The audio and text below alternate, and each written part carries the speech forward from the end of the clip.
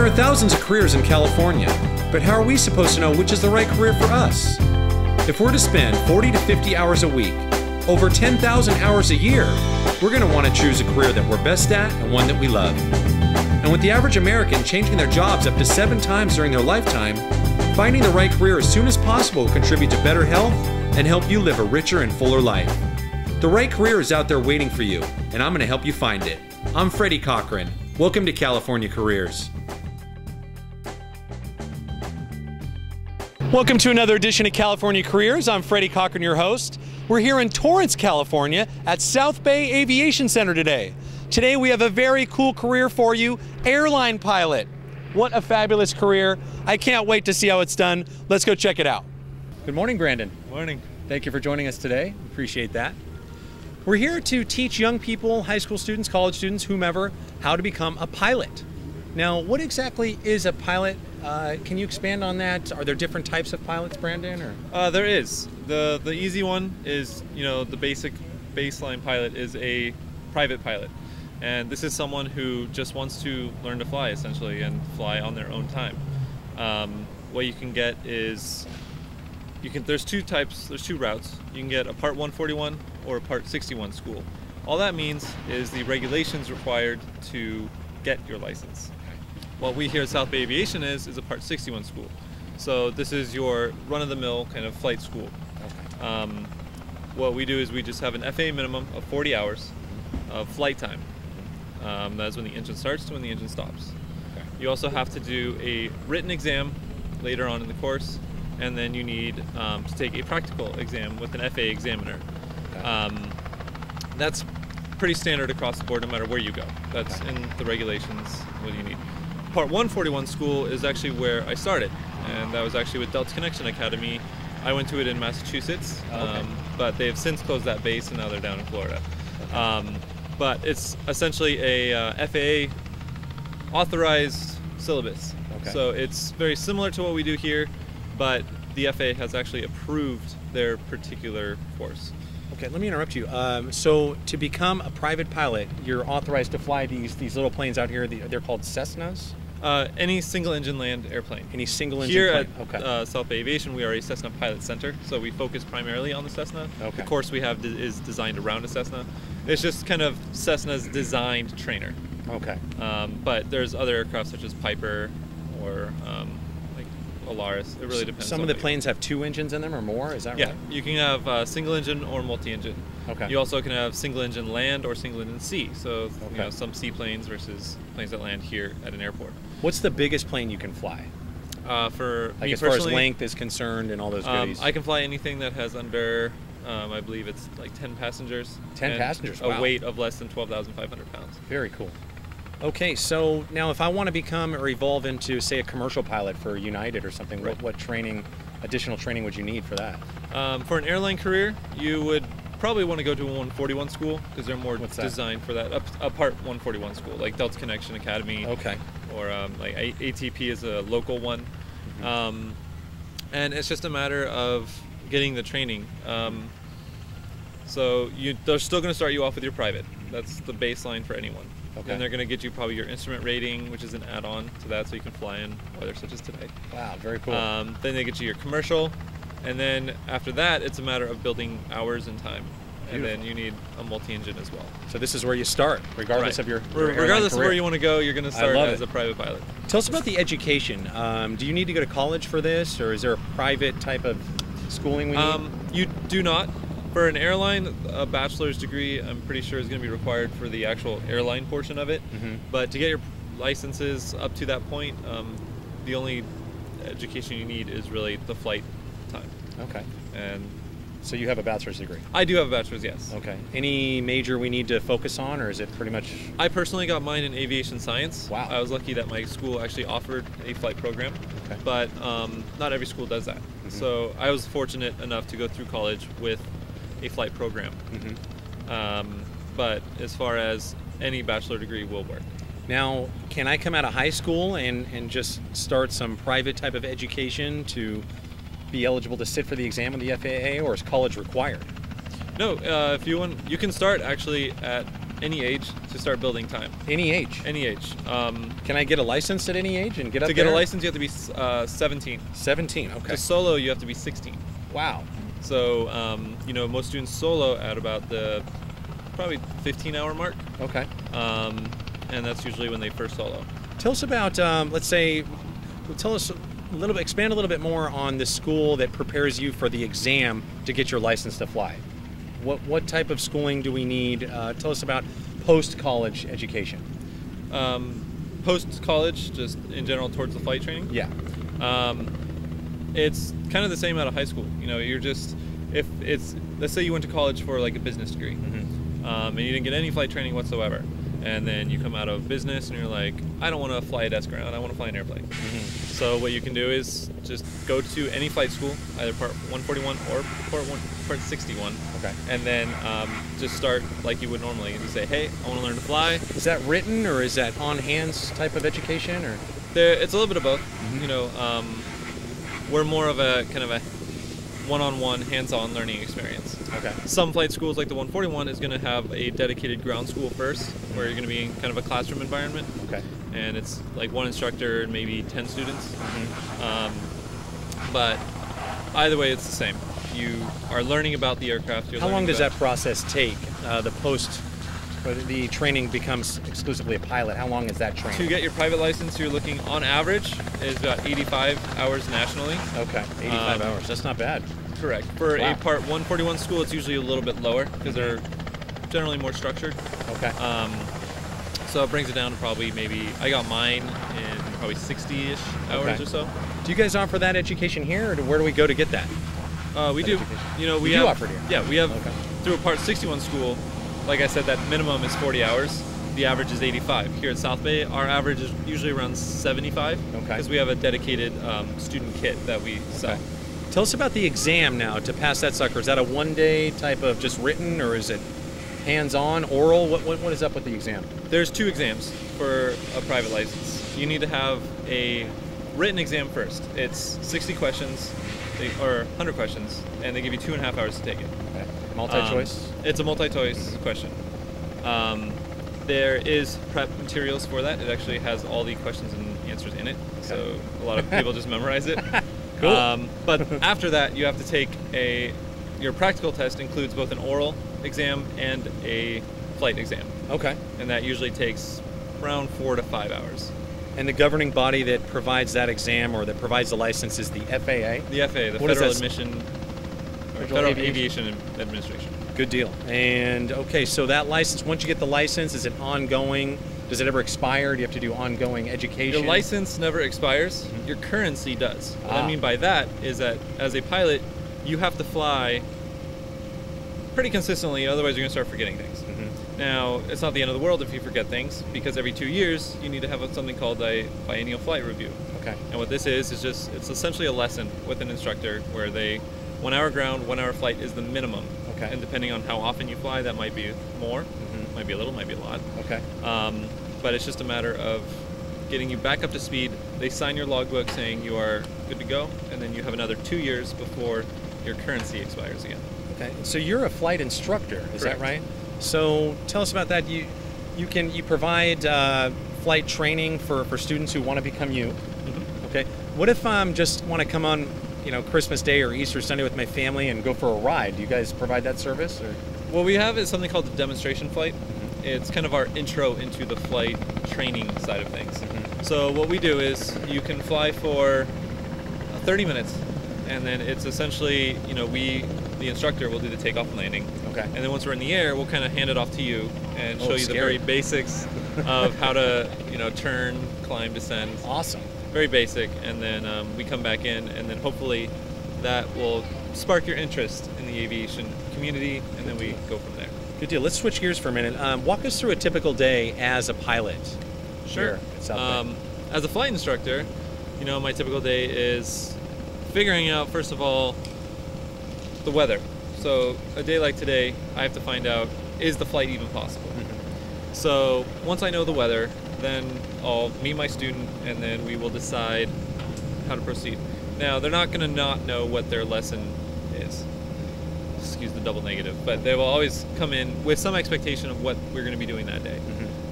I might say, hey, today we're going to do pattern, which means we're going to fly in the traffic pattern and practice our takeoff and landings. Okay. That's a pretty big step because people need to know how to land. You know, there's a saying, takeoffs are optional, landings are mandatory. That's why we're practicing landings. Or let's say, you know, I have a student later today who's going to be doing cross-country stuff. So he'll come in, we'll do a little bit of groundwork first. We're going to talk about his flight plan. What airport are you going to, and how are you going to get there? And then there's a navigation log, where they will plot all their courses, and I have to double check that, make sure that we're not going to fly opposite the direction that we're supposed to go. Okay. And then if all that looks good, we go pre-flight the plane and make sure the plane is good, and then when both my pilot and the plane are good, we actually go and fly that lesson. You know what, let me back up. Thank you for making the distinction. You're a flight instructor. Correct. However, you're also a pilot, but that's actually two separate careers, wouldn't it? I mean, if I'm a private flight instructor or a private flight pilot, there's two different revenues coming in. In a sense. Like a flight instructor is someone who can merely teach someone how to fly, whereas in order to be a flight instructor, you still need to have your base pilot certificate. You need to have a commercial pilot certificate for that, meaning that I can fly for hire. Okay. An airline career is kind of the top of the pilot tiers. But to get there, a lot of people will actually flight instruct to build hours, because hours is the key. In all of aviation, hours is what is important. So by flight instructing, I actually get my students' hours. It counts towards mine. So by flying with a student, you know, I'm teaching them, but at the same time building time. Touch on how a private pilot makes money. I mean, is that a private exclusive contract with someone? If I want to run my boss or whomever, you know, a citizen to Northern California and charge them a flat rate, how does a private pilot make money? Private pilot actually won't make money because it's merely flying for your recreation, leisure, or business even. So let's say that I had to fly to Chino, or I had to go out to Chino for work every day. The drive would take me probably like an hour, whereas the flight would be probably 30 minutes. Okay. So it just, let's say I don't want to deal with traffic, I can just fly there and back. Okay. I can buy my own plane, do whatever I want with it. So a private license would be the kind of just someone who wants to fly from point A to point B in a faster Is it actually illegal to run a group of people to, say, Vegas or something on your own time? No, as long as as a private pilot, as long as you're not getting paid for it, as long as you pay your fair share is the key. What do you mean by that? The FAA has said that you can't make money on the flight as a private pilot. Okay. So for a private pilot, you know, let's say your buddies and I wanted to go to Vegas. I could do the flight. I just have to make sure that I pay my fair share of it. I see. Okay. Now, as a commercial pilot, then I could have you pay me for it. So the commercial pilot is like the next tier. Okay. That's where you can have them actually pay you or pay me for the flight, and then it's whatever previously agreed upon amount. Beautiful. Okay, so we would start out with the private level of pilot. Correct. Go up to the commercial, and hopefully you can evolve into an instructor, or maybe even possibly, like we talked about, United Airlines. Right. That would be the commercial. Correct. Commercial side. Now, some people, they do get their commercial license, and then all they do is they have their own plane, for example, and they get their multi on top of that. So now they're commercial multi. They can fly for hire in a multi-engine airplane. Okay. They could own their own plane and just fly around town all day long and just build hours that way as well. It just gets costly. So the benefit of being a flight instructor is that I can actually build that time without me paying for it. Okay. So it's a way to teach someone else how to fly, but at the same time build up that time that would get me closer to an airline career or whatever I wanted to do. Good deal. Let's talk about the benefits for a moment. Obviously, a private pilot wouldn't make any money at it, but he would, you know, obviously have a great time doing it, or get to see the state or wherever he flies. But when you're a private pilot instructor, what type of dough can we expect to make? Are there benefits? How does that work? It really varies across the country. I know in Massachusetts, I think the flight instructors there were making somewhere around $12 an hour. Okay. I don't know if I can talk about the pay scale here. Okay. It is a little bit more. But it's ballpark probably near that. Yeah, I think the national average is somewhere around $15 or $16 an hour. Okay. as a flight instructor. And then we get paid as we're with the student. So Okay. it's not a per hour in a general sense of I'm here from 10 to 5, I get paid that whole time. It's Okay. when I'm with a student. Mhm. So I only get paid if I'm actually teaching someone. Okay. So in a sense, we kind of act like independent contractors, Mhm. but we're hired by South Bay Aviation. Now, if I evolve up to the commercial level, what kind of dough are we expecting to make? That depends on what you're flying. Okay. As a commercial pilot, multi-engine airplane, let's say I actually went instead of an airline route, I went to a corporate route Okay. where I'm flying some business person around. They can make significantly more Okay. because they're in the private sector. So it really depends on what the business is providing them for flying. Okay. Good deal. Let's talk about, before we wrap it up, let's talk about what you love about this career, the pros and cons of this thing. What do you love about this career? Well, the most obvious is I'm in a cockpit all day long. Okay. So I don't know who said it, but there was a quote said that a cockpit is the best office in the world. Okay. And so, it's something I've always wanted to do when I was little. I always Mhm. looked up and said, I want to do that. Wow. And so I went to college for it and loved it the second I started. So for me, the best part of the job is really flying around all day long. Mhm. The view can be great, it can be not so great, depending on what I'm doing that day. Yeah. But, I get to fly to new airports, I get to teach people how to fly. And one of the most rewarding parts of that is probably seeing my student make the same mistakes I did. Okay. And being there and watching them just do something that I learned long ago not to do, and just Yeah. being like, don't do that. Yeah. It's just one of those, watching them evolve from knowing nothing about aviation to actually getting their license at the end of it. It's Changing very their cool. lives. Yeah. Helping people. Having them join the club. There's a lot of power that comes with having some keys and firing up your own plane and just going wherever you want, huh? Yeah, it's freedom. Good deal. Let's talk about the cons. Anything you don't like about this career, or advice for young people on what to watch for? Cons is the industry is very dependent on the economy. Mhm. The past few years it's been very difficult. Mhm. And because people it's been hard on their wallet. They've been having trouble paying for bills and all that stuff. They can't afford or don't have the time and luxury to come down to the airport to fly it. Aviation is a very expensive industry. Mhm. Your typical flight lesson is going to cost you anywhere from $150 to $250 for one lesson for about a 2-hour period, depending Okay. on what you're doing. Mhm. So cost is a big part of that. Mhm. And I don't want to discourage anyone, but it is something to consider before Okay. starting. Is it ever scary? You guys ever lose control of that sucker? And We always joke. hair stand straight up or what? Maybe not your hair, but Well, I'm always in control. But there's always the joke that, what are my students going to try to do to me today? And, it's the scariest Yeah. part. The scariest part is, just having your student, go from complete control to all of a sudden just doing something that you kind of have to take over and just be like, whoa, my controls. And then Okay. just, because there's 2 controls on each side. So I have everything that they can do. Interesting. Okay. And it's just fixing whatever they try to get me into. Good deal. Which, as a good instructor, you should always be on it right away. Okay. But if you're zoning out or whatever and then they do something, you got to be real quick to get right back in there. Right on.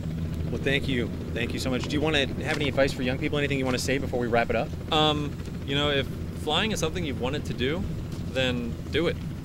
Go to an airport, get a demonstration flight, see if you really want to do this, and then go for it. There are college programs out there that you can do to learn to fly.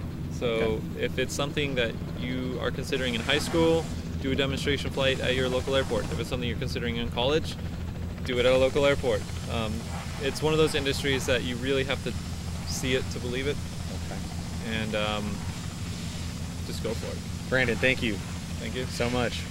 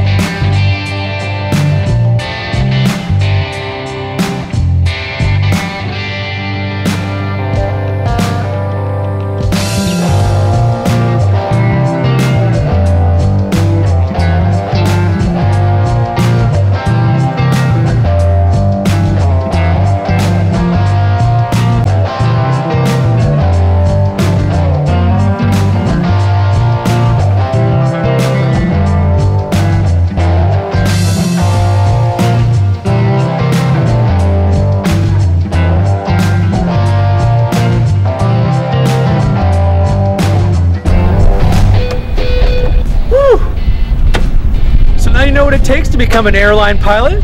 Thanks for tuning into California Careers. Take care.